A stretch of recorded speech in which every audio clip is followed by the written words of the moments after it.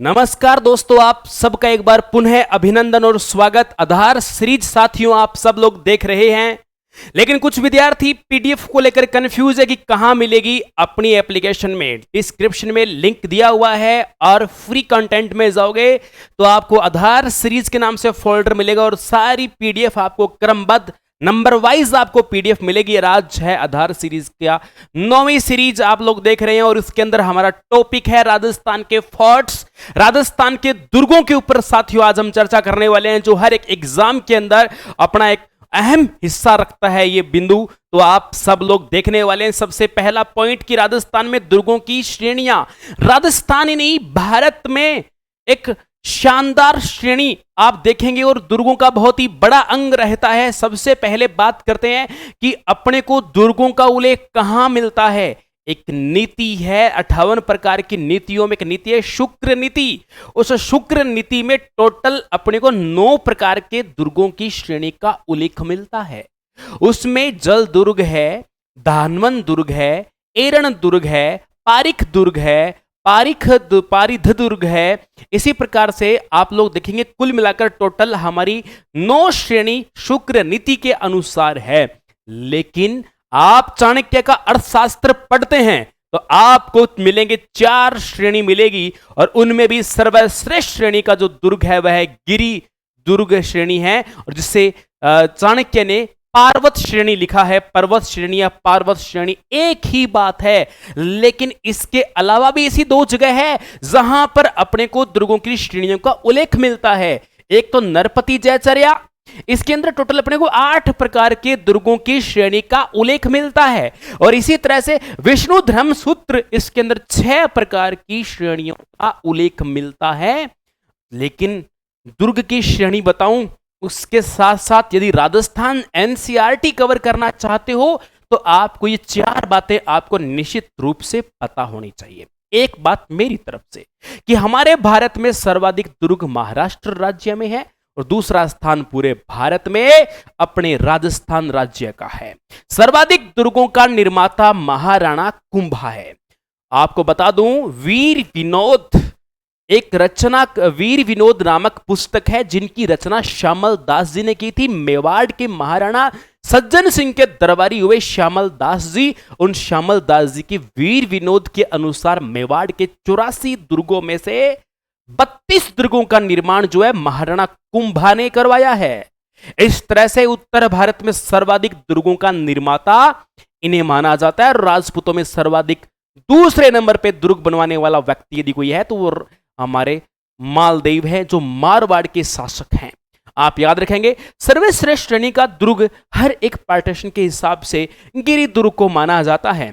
लाडले बच्चों, मारवाड़ में सर्वाधिक दुर्ग मालदेव ने बनवाए थे, और ये फैक्ट है हमारे सीधे पेपर में पढ़ने वाले, जो आपके सामने बिल्कुल क्लियरिटी के साथ में एकदम शानदार तरीके से लिखे हुए हैं। अब मैं आप सबको बता दूं, चाणक्य के अनुसार जो श्रेणी 4 दुर्ग कौन से हैं। देखो, थोड़े शब्दों का अलग तरीके से यूज कर रखा है। मैं आपको बताऊं, मैंने जो ब्लैक कलर में अक्षर लिख रखे हैं औदक, पार्वत, वन और धानवन, ये तो है चाणक्य ने जो अर्थशास्त्र में दुर्गों की श्रेणी बताई है। देखो देखो शुक्र नीति में औदक को जल लिखा गया है, पार्वत को गिरि लिखा गया है, वन को मेवास लिखा गया है और धानवन को मरुस्थल लिखा गया है। देखो, मैं इसका एक बता दूं आपको, मरुस्थल को संस्कृत भाषा में धन्व कहा जाता है, और मरुस्थल के अंदर जो चारों तरफ जमीन हो और यदि कोई दुर्ग बना हो तो उस धन्व शब्द से ये धानवन शब्द बना हुआ है आपका। तो आप इन शब्दों पर फोकस करेंगे। 4 शब्द जो ब्लैक कलर में लिखे गए हैं ये चाणक्य के अनुसार चारों का क्रम आपका आ जाएगा। औदक, पार्वत, वन, धानवन चाणक्य के अनुसार 4 दुर्गों की श्रेणी है। इनमें सर्वश्रेष्ठ प्रकार का जो दुर्ग होता है वह पार्वत दुर्ग होता है, गिरि दुर्ग होता है, जो हर प्रकार के कार्य के लिए खास करके सैन्य रूप से यह बड़ा इंपॉर्टेंट होता है। लेकिन बार बार पेपर में प्रश्न पूछा जाता है शुक्र नीति के अनुसार दुर्गों के प्रकार बताओ। तो शुक्र नीति यदि आप आधार रखते हो तो शुक्र नीति में टोटल दुर्गों के 8 प्रकार बताए गए हैं, और किस प्रकार शब्दों का प्रयोग है जरा आप देखेंगे। यहां पर आपको क्रमशः जल, गिरि, वन को वन भी लिखा गया है, मेवास भी लिखा गया है, धानवन ही लिखा गया है, लेकिन ये साथ में मैंने शब्द बता दिए। जल गिरी, वन, धानवन, एरन, पारिख, पारिध, सैन्य और सहाय, ये सब शुक्र नीति के अनुसार है। लेकिन साथियों, मैंने एक ग्रंथ का नाम लिया था, आपने पिछले स्लाइड में देखा, नरपति जयचर्या।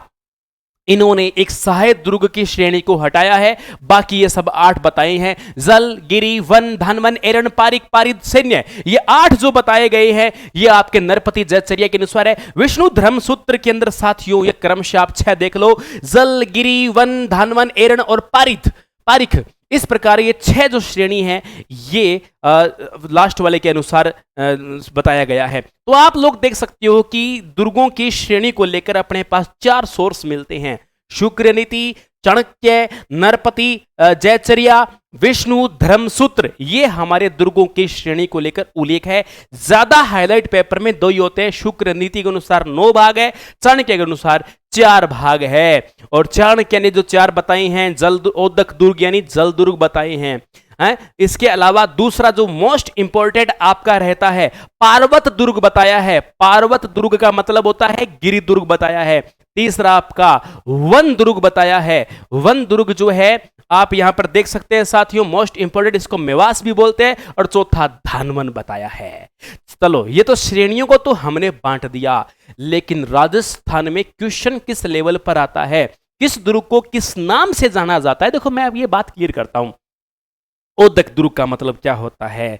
सीधी सीधी भाषा में आप यदि जवाब देते हो, ओदक दुर्ग का मतलब होता है हमारा जल दुर्ग है, पार्वत दुर्ग का मतलब होता है गिरि दुर्ग, वन दुर्ग का मतलब होता है मेवास दुर्ग, धानवन दुर्ग को आप कह सकते हो मरुस्थलीय दुर्ग। ऐसा दुर्ग जिसके चारों तरफ जिसके मरुस्थल हो या समतल भूमि हो, जैसे कि राजस्थान में जूनागढ़ है, भटनेर है, ये सब धानवन श्रेणी के दुर्ग है। जल का क्या मतलब है? क्या जल समुद्र में ही होना चाहिए? क्या नदी के अंदर होना चाहिए? कैसे भी हो, तालाब हो, बड़ी झील हो, 2 नदियों का संगम हो, नदी के किनारे हो, समुद्र के किनारे हो, अंदर हो, झील के अंदर हो, ये कैसे भी हो, आसपास पानी लगना चाहिए। यदि पानी लगता है ना तो वो ओदक श्रेणी का दुर्ग है, जल श्रेणी का दुर्ग है। राजस्थान में जितने भी दुर्ग है वो सारे के सारे नदी के किनारे हैं, जल दुर्ग में जवाते हैं।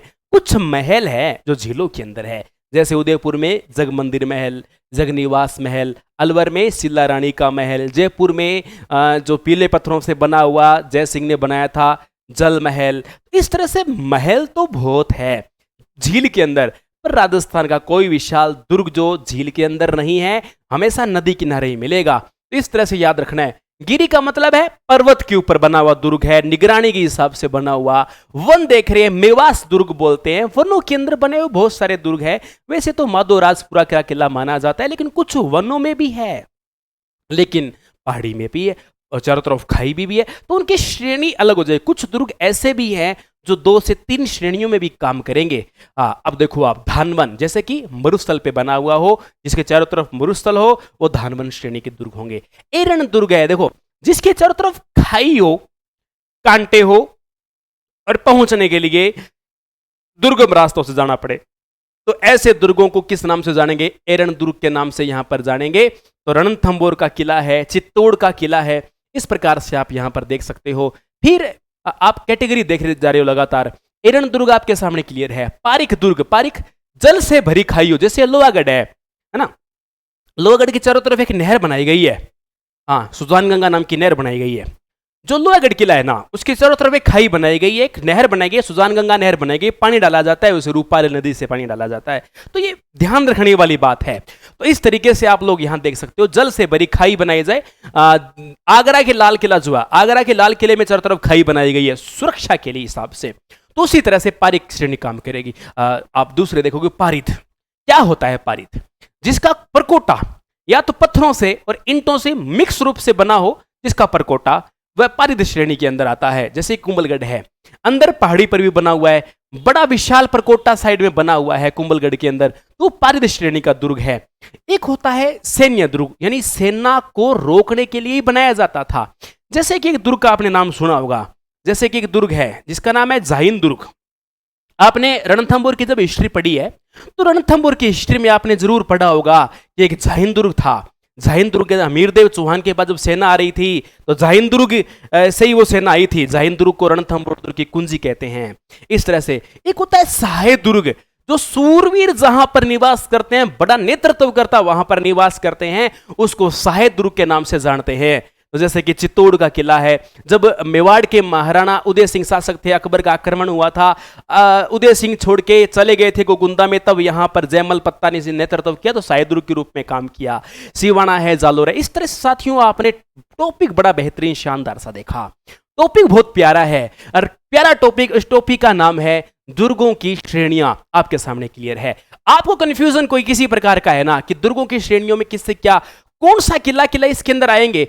वो जल में गागरोन है, बेंस रोडगढ़ है, शेरगढ़ है, इसको कोसवर्धन भी बोलते हैं। मनोर थाना दुर्ग है झालावाड़ में। लोकेशन को लेकर दिक्कत नहीं है। गागरोन झालावाड़ में, बेंस रोडगढ़ चित्तौड़ में, शेरगढ़ बारा में, शेरगढ़ 2 है, धौलपुर में भी है। अच्छा, मनोर थाना झालावाड़ में, जयगढ़ जयपुर में, मैदानगढ़ जोधपुर में, कुमलगढ़ राजसमंद में, चित्तौड़ में, माधोराजपुरा किला जयपुर में, चूरू नागौर जूनागढ़ बीकानेर में, भटनेर जो है हनुमानगढ़ में, दूधागढ़ नागौर में, रणथंभौर सवाई माधोपुर में, चित्तौड़ में, लोहागढ़ भरतपुर में, जहीन-दुर्ग सवाई माधोपुर में, इस तरह से सिवाना बाड़मेर में। तो ये दुर्गों का इस प्रकार से आप लोकेशन भी देख सकते हो। साथियों क्लास कैसी लगी, एक कमेंट तो पक्का आपका बनता है। और पीडीएफ के लिए और मोर इन्फॉर्मेशन कोर्स वगैरह के लिए एप्लीकेशन आपके पास है। शुभ काम में देरी नहीं करनी चाहिए। और क्लास को लाइक नहीं किया ना, लाइक जरूर करके जाना और शेयर करना तो आपकी जिम्मेदारी बनती है।